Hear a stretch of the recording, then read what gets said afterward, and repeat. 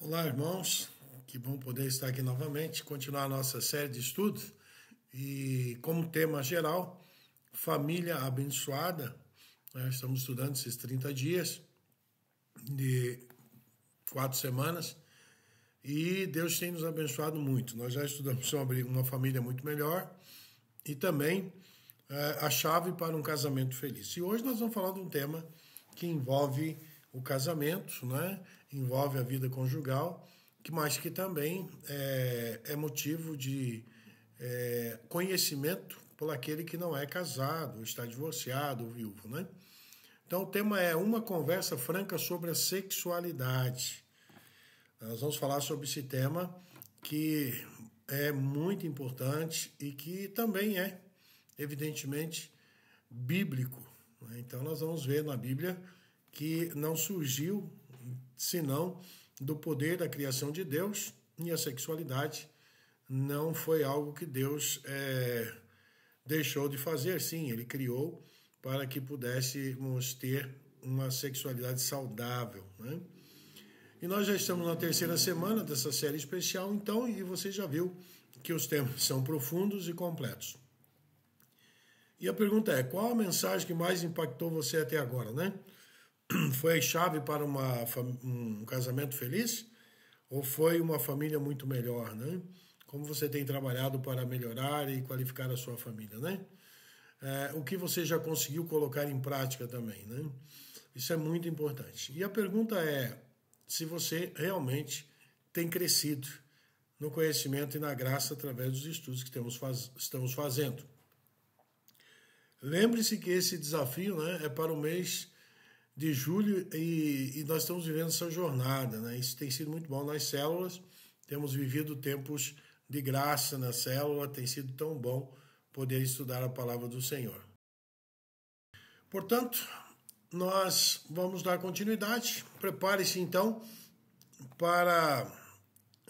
porque hoje nós vamos falar sobre esse tema e começaremos com o plano original de Deus, que foi na criação, e na sequência também vamos abordar o que aconteceu quando a humanidade decidiu seguir seus próprios planos ao invés de confiar em Deus. Isso ocorreu desde a queda.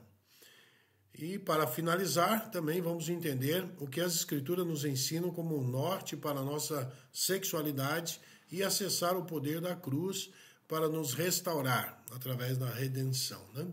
Então, o plano original na criação, né, foi algo tremendo. Antes de falar sobre sexualidade, precisamos voltar ao começo de tudo. Quando olhamos para a criação, entendemos que Deus pensou e planejou e declarou como muito bom, e a sexualidade foi criada por Deus com o propósito de beleza e sentido. E o plano original de Deus é o norte seguro para vivermos nossa sexualidade hoje, né? Gênesis 1, versículo 31 vai dizer assim: Deus viu que tudo que havia feito e tudo havia ficado muito bom, né? Então, também o sexo foi criado por Deus. Em Gênesis 1, 27 e 28, nós temos a seguinte afirmação: criou Deus o homem à sua imagem, homem e mulher os criou. Deus os abençoou e lhes disse: sejam férteis e multipliquem-se. Veja que Gênesis 1, 27 e 28, versículo 27 e 28, traz o homem e a mulher dentro da criação de Deus, né? A sua imagem. Criou o homem a sua imagem, a mulher a sua imagem.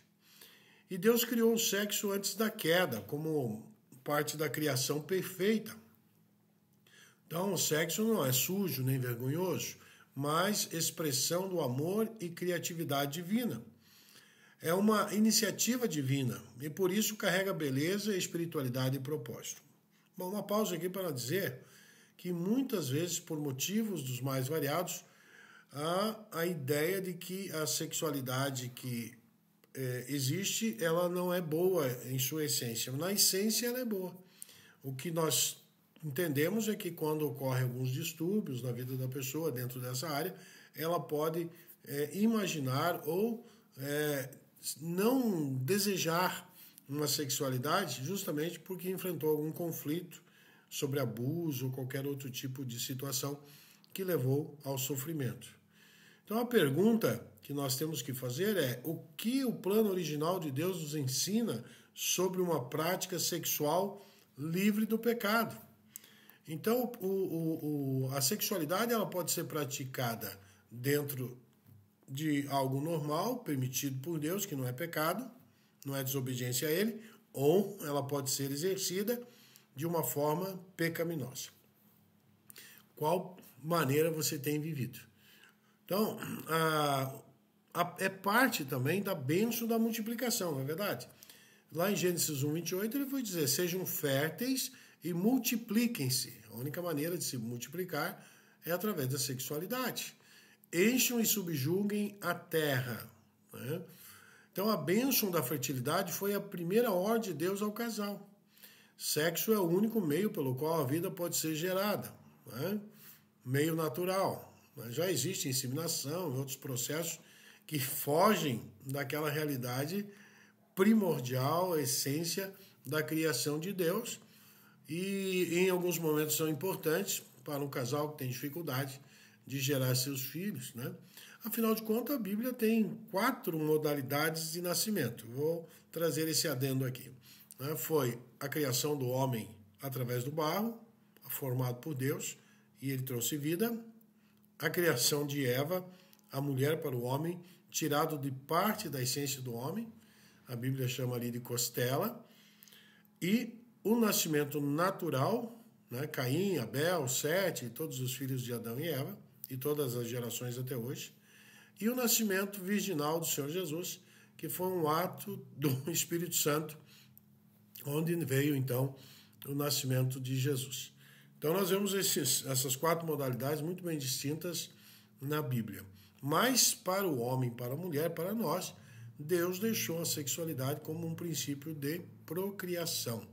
E para perpetuar, né, no sentido de manter a raça sendo cada vez presente de geração em geração. Afinal, todo ser humano tem um tempo geracional. E a pergunta é, você leva a sério a ordem da multiplicação? Você já apresentou filhos naturais ou espirituais a Deus? Né? Essa pergunta nos faz pensar a respeito dos nossos filhos, naturais e ou espirituais. Né? Você pode gerar filhos. Paulo tinha filhos espirituais e tantos outros apóstolos e nós, né, podemos levar pessoas ao ser filhos de Deus através de Jesus. Né? Somos todos criaturas antes de aceitar Jesus e depois passamos a ser filhos quando o aceitamos. Então essa é a parte da bênção da multiplicação, não é pecado e Deus deu isso como uma forma, dentro de parâmetros. Né? Então ele vai mostrar isso através da legalidade dada no casamento.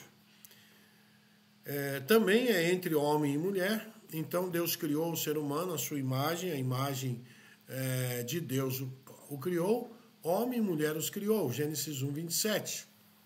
A diferença sexual entre o homem e a mulher foi projetada por Deus. É complementar. O corpo, as emoções e as espiritualidades se complementam no casamento heterossexual. E a biologia confirma o plano divino. Somente através do homem e da mulher é que a vida é gerada. Né? Então, o útero da mulher, né? Evidentemente, o útero é um aparelho programado, preparado, desenvolvido por Deus para gerar uma vida. Que coisa maravilhosa.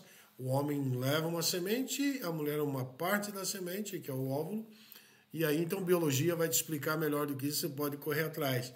E isso acontece de uma forma super espiritual também, porque naquele ente ali gerado, entre os gametas, surge um novo ser, um ser completamente separado espiritualmente e também separado fisicamente da sua mãe e do seu pai, né, biológicos. Então a biologia confirma esse plano divino. Somente através do homem e da mulher que a vida é gerada. Mesmo na fecundação in vitro é necessário a presença do material genético masculino para que isso ocorra. E a pergunta é, o que a complementariedade sexual entre homem e mulher ensina sobre o plano original de Deus sobre a sexualidade. Né? O que esse complemento entre homem e mulher, sexualmente falando, ensina sobre o plano original de Deus sobre a sexualidade? Bom, a gente sabe, biblicamente, que o plano é exclusivo do casamento. Gênesis 2, 24, já no começo de tudo, Deus diz: por essa razão o homem deixará seu pai e sua mãe, e se unirá à sua mulher, e eles se tornarão uma só carne. Então, dentro dessa metáfora, uma só carne, é que há uma presença de que um agora pertence ao outro, fazem parte um do outro, através da vida sexual.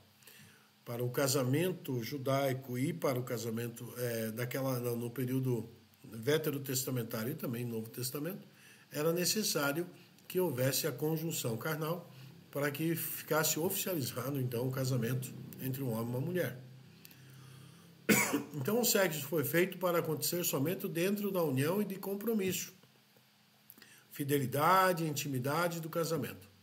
Para ter intimidade e acesso ao corpo de uma pessoa, é necessário levar o pacote completo.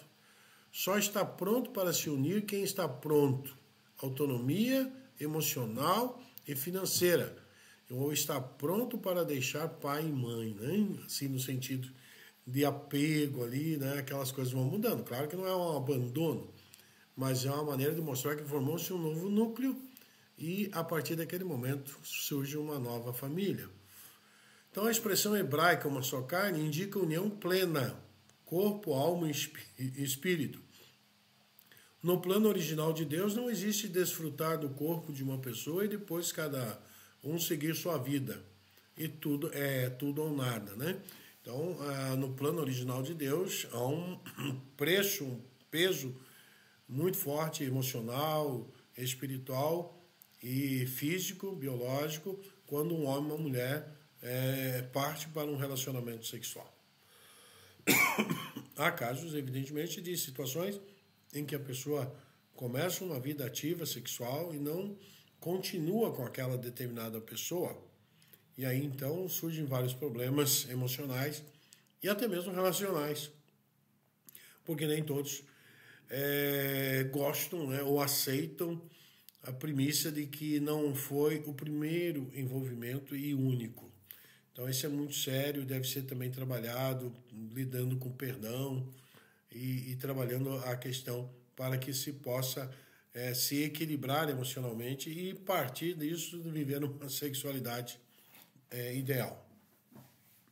Então, o sexo fora da aliança traz dor e marcas profundas, como papéis colados e depois separados. Se colar duas folhas de papéis na hora de você de papel e depois você descola ele, você vai ver que ele sai rasgando, né, e nunca mais fica perfeito.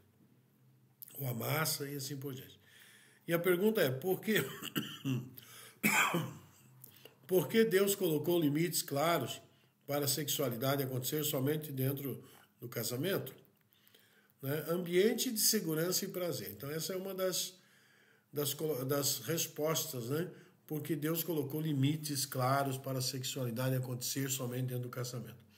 Amor, um ambiente de segurança e prazer. O homem e sua mulher viviam nus e não sentiam vergonha. Gênesis 2:25. Não havia vergonha, medo ou comparação, havia liberdade e confiança plena. O sexo foi criado para ser vivenciado em um ambiente seguro, exclusivo e cheio de prazer. Éden significa jardim de delícias, e Deus criou o prazer e o encheu de significado.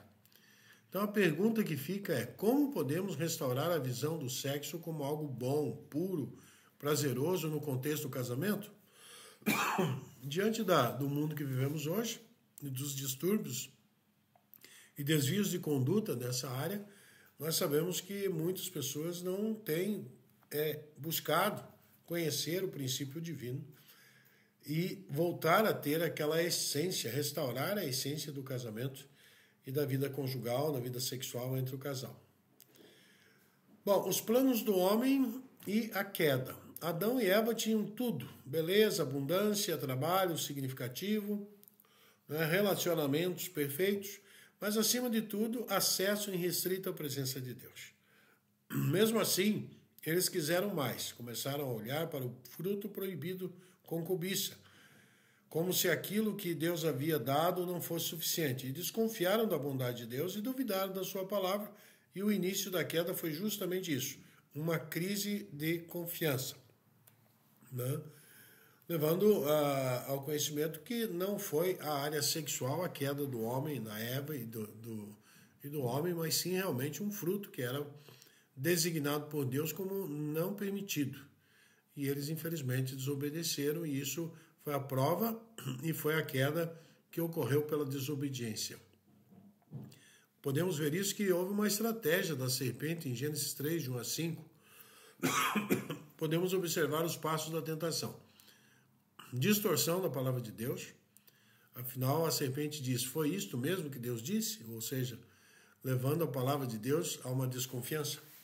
Houve uma negação das consequências, e ela diz para eles, certamente não morrerão, mas a morte ali não era só biológica, física, mas era também espiritual, separação de Deus. E promessa de autonomia e divindade, né? De poder para o homem, para a mulher. Vocês serão como Deus. Então, nós vemos em Gênesis 3, de 1 a 5, essa indução, esse levar as pessoas ao pecado, como se com isso tivesse um grande proveito. Então, a serpente semeou dúvida, a dúvida gerou desconfiança, e a desconfiança alimentou a cobiça, e a cobiça resultou em rebelião.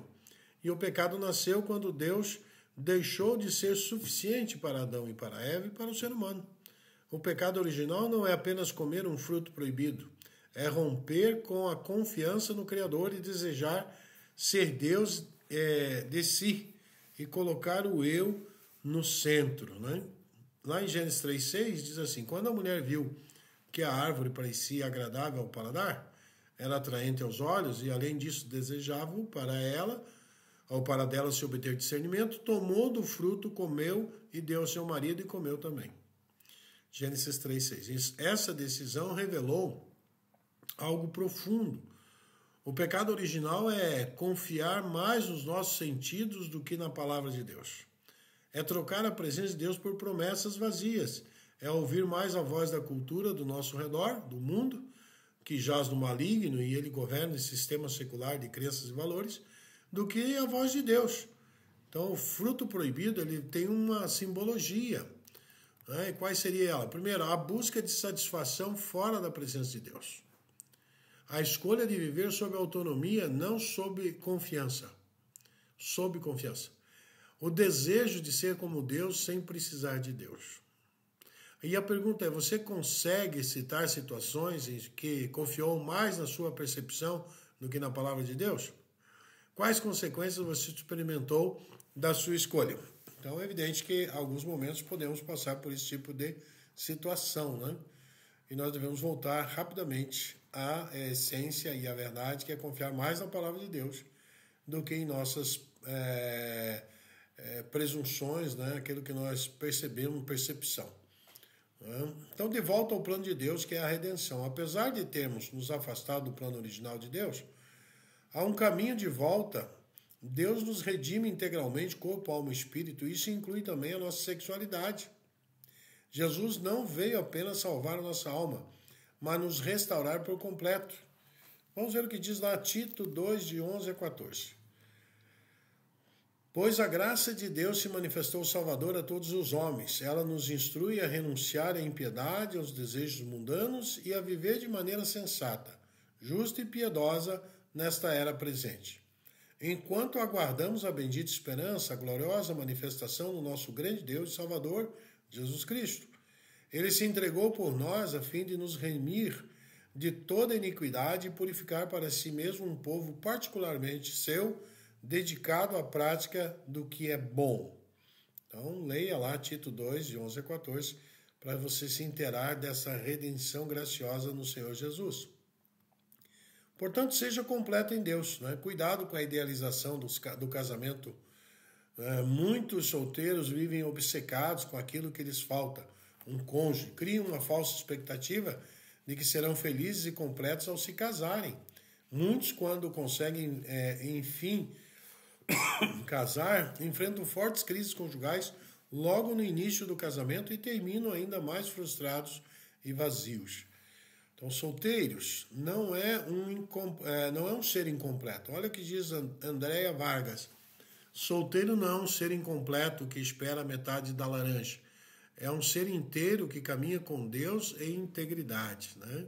Enquanto você achar que só será feliz quando se casar, ou for promovido, ou comprar algo, ou realizar aquela viagem, continuará experimentando frustração. O casamento por si só não é capaz de fazer feliz. Quem não se ama não está pronto para amar e ser amado. Então, primeiro, amar os outros como nós nos amamos a nós mesmos. Isso faz a grande diferença na vida conjugal.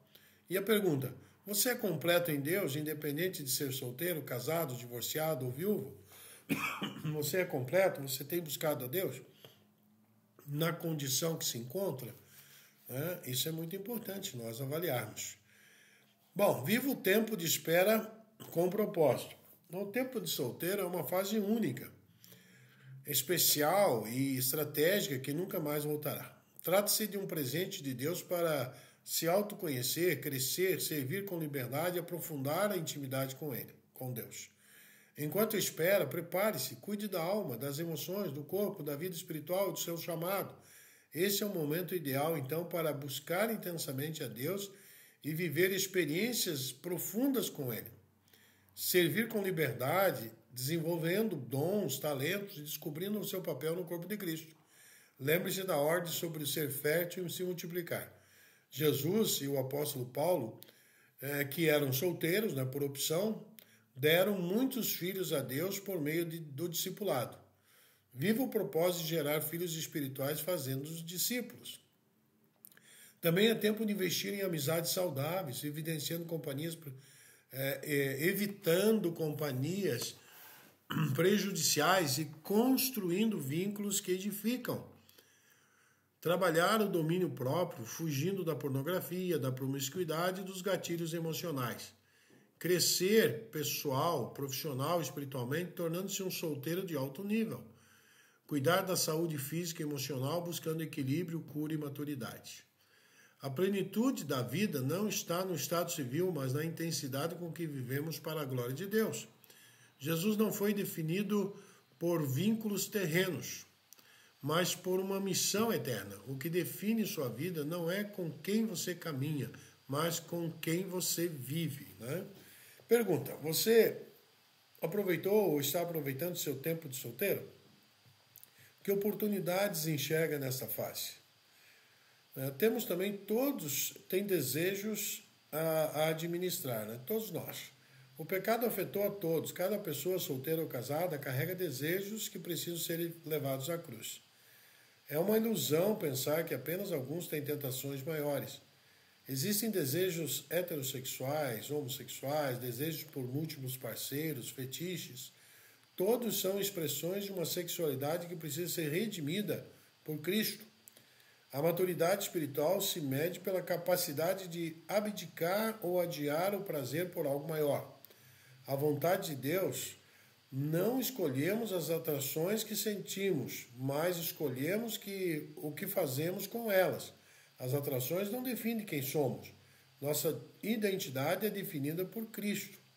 1 Pedro 2,11 diz o seguinte: amados, insisto em que, como estrangeiros e peregrinos no mundo, vocês se abstenham dos desejos carnais que guerreiam contra a alma. Pecamos quando amamos a nós mesmos ou amamos algo criado mais do que amamos a Cristo. A santificação passa por reorganizar nossos amores e colocando Deus no centro. Então, sexualidade é composto por 3 aspectos. O primeiro é comportamento, que vai da área mental, cobiça ou externo, que é a prática. Também temos a atração, que é a direção do desejo. Isso tem a ver com reação erótica e afetiva involuntária. E também identidade. Quem sou eu? Quem sou eu? Eu preciso ter a minha identidade definida. Então a Bíblia condena comportamentos internos e externos, não a atração em si. A identidade do cristão não está na atração nem no comportamento, mas em Cristo. A cultura atual define a identidade pela atração e ensina que só há autenticidade se a pessoa agir conforme seu desejo. Mas, para nós, a autenticidade é viver segundo a verdade de Deus, não segundo os impulsos do coração. E a pergunta é, quais desejos você precisa levar à cruz? Né? Precisa orar, precisa pedir a Deus que te ajude a dominar os desejos que não são verdadeiramente abençoadores na nossa vida com relação à sexualidade.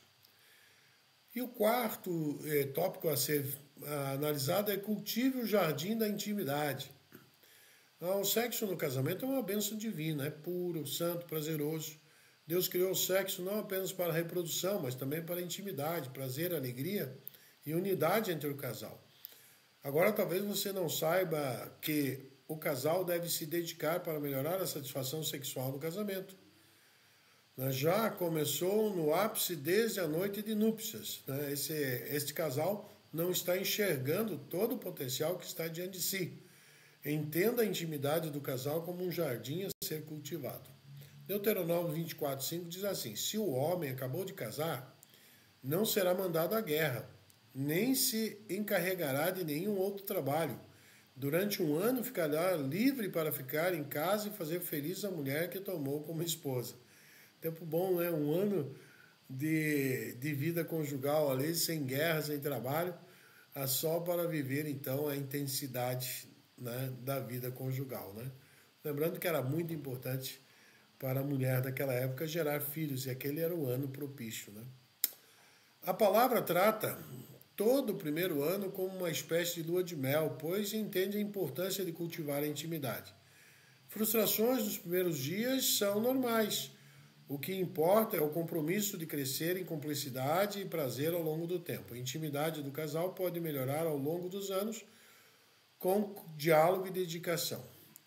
Saiba que o homem e a mulher são diferentes. Entender um pouco dessas diferenças vai ajudar muito na hora de cultivar o jardim do casal. O homem é visual e fisiológico, ele se excita com mais facilidade, tem necessidades físicas regulares devido à produção constante de espermatozoides e responde ao toque e ao estímulo visual rapidamente. A mulher é emocional, contextual, ela precisa sentir-se amada, segura e emocionalmente conectada para se abrir ao prazer sexual. Precisa ser constantemente conquistada para se entregar à intimidade. A ilustração sobre isso: o homem é como um fogão elétrico, esquenta rápido e esfria rápido. A mulher é como um fogão a lenha, demora a esquentar, mas também o calor, mas mantém, né, o calor por mais tempo. Boas relações sexuais começam com gentileza, palavras de carinho, respeito durante o dia, não apenas no quarto. Se o homem for apressado e egoísta, só ele ficará satisfeito. O marido deve estar aberto a ouvir a mulher e ver se ela tem desfrutado de satisfação sexual e orgasmo. Muitas mulheres não chegam ao orgasmo regularmente ou nunca chegaram. E a pergunta é: você se sente satisfeito sexualmente no seu casamento? Guarde os muros da santidade, o quinto tópico que nós vamos tratar. Para começar, a fidelidade é um valor inegociável. Os 13. O casamento deve ser honrado por todos. O leito conjugal conservado puro, pois Deus julgará os imorais e os adúlteros. Então, o compromisso conjugal inclui pensamentos, os olhos e os desejos. Pornografia, fantasias com outras pessoas, adultério emocional são quebras de aliança, são práticas pecaminosas. Assistir pornografia ou introduzir na intimidade do casal práticas oriundas dela, introduzir terceiros na intimidade do casal, seja virtual ou fisicamente, realizar troca de casais, insistir ou inserir fetiches ou práticas degradantes que violem a fidelidade ou o respeito. Então, a Bíblia não oferece uma lista fechada de práticas permitidas ou proibidas. No entanto, os seguintes princípios bíblicos ajudam a estabelecer os limites saudáveis. Consentimento mútuo, nada deve ser feito sem o acordo de ambos. Santidade, práticas que imitam práticas que não são bíblicas, ou seja, aquilo que está fora da santidade deve ser evitado, eliminada. Constrangimento e pressão, também forçar o cônjuge a práticas indesejadas é pecado e pode ser considerado abuso. A abstinência prolongada, sem acordo, é um erro que abre brechas espirituais e emocionais. 1 Coríntios 7,5 diz: não se recuse um ao outro, exceto por mútuo consentimento. E a pergunta é: quais práticas você precisa eliminar no seu casamento? Diante desses quadros, no consentimento mútuo, na santidade, constrangimento e pressão. Conclusão: a história da humanidade mostra um caminho tortuoso. Fomos buscar fora de Deus os prazeres que apenas nos levaram à dor, o vazio e a desintegração social. As sociedades se fragmentaram quando trocaram a presença de Deus por gratificações temporais. Mas o Evangelho nos oferece um caminho reverso, e o poder redentor e a rendição do quebrantamento, da gratidão e da obediência. Acaso não sabem que o corpo de vocês é o santuário do Espírito Santo que habita em vocês, que lhes foi dado por Deus, e que vocês não são de si mesmos, mas foram comprados por um alto preço? Portanto, glorifiquem a Deus com seu próprio corpo. 1 Coríntios 6, 19 e 20. A rendição a Cristo liberta o coração da idolatria e traz cura genuína aos territórios mais feridos da alma. Confiar em Deus é escolher a plenitude que o mundo não pode satisfazer. A verdadeira restauração acontece quando deixamos o ego morrer e permitimos que Cristo reine. Deus redefine sua identidade. Você não é o que sente, mas quem Ele diz que você é. Hoje é um dia de retorno, cura e a nova entrega. Promova um tempo de oração, de busca pela qualificação na sua vida diante da sexualidade. Devemos orar também pelos que foi ferido por abusos, traições ou distorções da sexualidade, que se envolveu em práticas que entristeceram a Deus, como a pornografia, promiscuidade, adultério e fantasias impuras.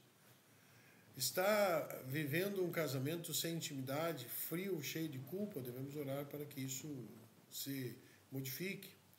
Sente que a mente está aprisionada pela cultura sexualizada desse mundo? Devemos orar para que isso não nos prenda. E Jesus te chama para recomeçar. Faça agora uma oração de arrependimento e consagração. O que nós precisamos? Precisamos dizer para o Senhor: Senhor, eu reconheço que eu preciso da tua redenção. Perdoa-me por usar o meu corpo fora do teu propósito, cura minhas feridas, liberta minha mente, restaura meu coração. Hoje eu me consagro a ti, que minha sexualidade, meus afetos, meus desejos e meus relacionamentos estejam sob o teu domínio. Ensina-me a viver de forma santa, pura e cheia de significado. Eu recebo o teu perdão e decido andar em novidade de vida, em nome de Jesus. Amém. Deus possa nos abençoar dentro desse tema tão importante e que deve ser sempre tratado com todo respeito, com toda a sua profundidade, que é a sexualidade de um cristão autêntico que serve a Cristo e que tem compromisso com Deus e também com a sua vida conjugal, ou que terá quando casar, na sua vida quando assim estiver. Casados e vivendo a vida conjugal de maneira plena e prazerosa, porque é para isso que o Senhor também criou a sexualidade. Vamos orar e vamos encerrar. Desculpe a demora dessa vez, porque o tema é um pouco mais profundo, um pouco mais denso, porém de grande relevância para uma vida, uma família abençoada.